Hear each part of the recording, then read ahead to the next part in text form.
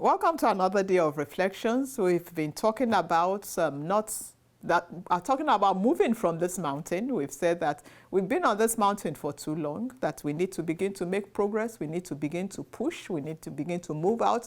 We need to begin to step into our future.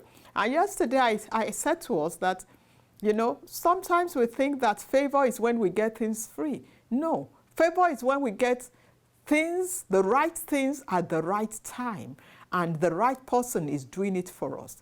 Favor is an opportunity. Favor is a released resource. Favor is help from at the right time. That's what favor is. Favor is not necessarily getting everything that you want free of charge. God blesses us that way. But I don't want to miss your hour of favor simply because you are looking for free.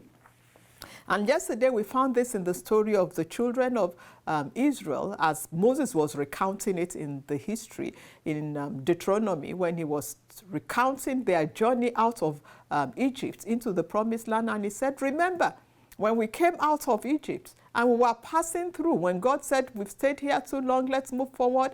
And God said, you will pass through the land of the children of Esau, the children of Seir, and whatever you take from them, whether it's food and even something as common as water flowing in the river, water coming up from wells, he said you have to pay for it. And I said to us that when God gives you that kind of instruction, when you have to pay for something, God is also going to provide for the payment of it.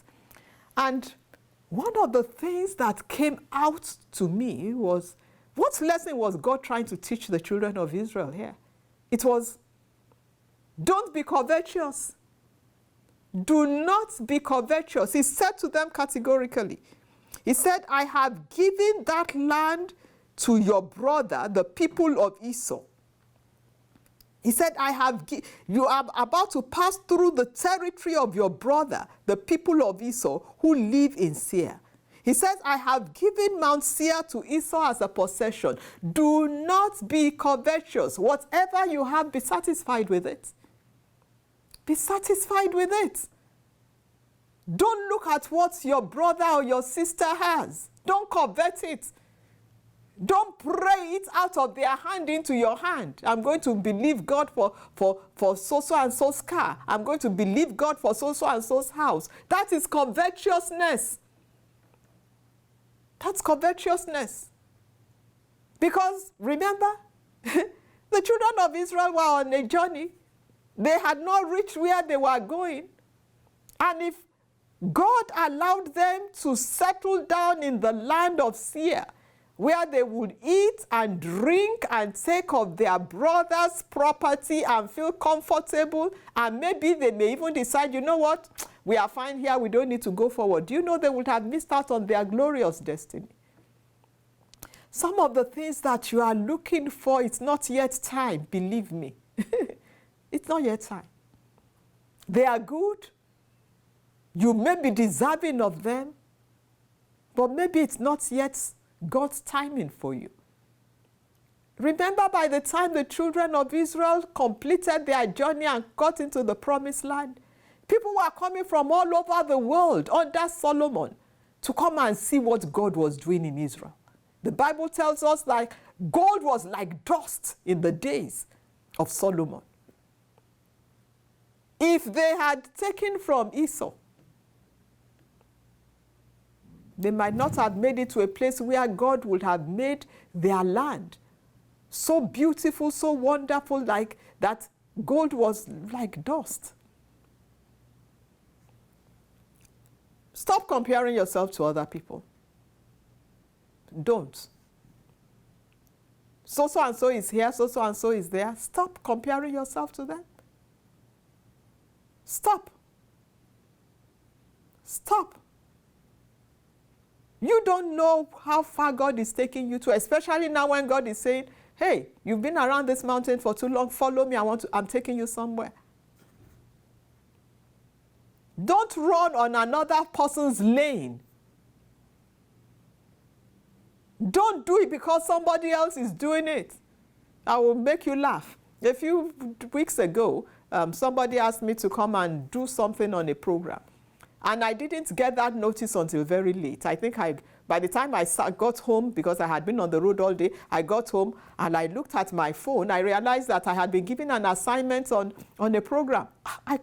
I logged on. They were already in the program. I quickly sent a message. I said, please, there's no way I can get ready for this. I said, please let somebody else do it for me. And so somebody else did it. In fact, the person who gave me the assignment ended up doing it herself. And as I was watching, after the program, I sent back this person a note. I said, hey, I said, really? You wanted me to do what you just did? Please leave me alone. I know how to run in my own lane. How could I have competed with your presentation? Look at what you did. What would I have done that would have compared to what you did? Don't seek popularity by all means. Run in your own lane and be satisfied with what God gives you. Because, believe me, as well and as settled as the people in Mount Seir was, where they were was nothing compared to where God was taking his children Israel. Where you are going, where God is taking you, all the people that you are looking at and you are thinking, hey, and you are becoming covetous. Remember, he says, one of the 10 commandments is, you must not covet your neighbor's goods. You will find out sooner or later that where God would have taken you far exceeded what you thought was the best. I remember I used to look at some houses in those days and say, oh, if God will bless me with this kind of house, if God will bless me with this kind of house. By the time God blessed me with a house, it was better than those houses I was daydreaming about. Far, far better. Every time I pass by those houses today, I laugh. And I'm still not where God is taking me to. Stay in your lane. Be satisfied with what God has given you. You've been around this mountain too long. Let's follow God. Believe me, you are going to be okay. You are going to make it. God is going to settle you in a big, big, big, big way that will totally blow your mind.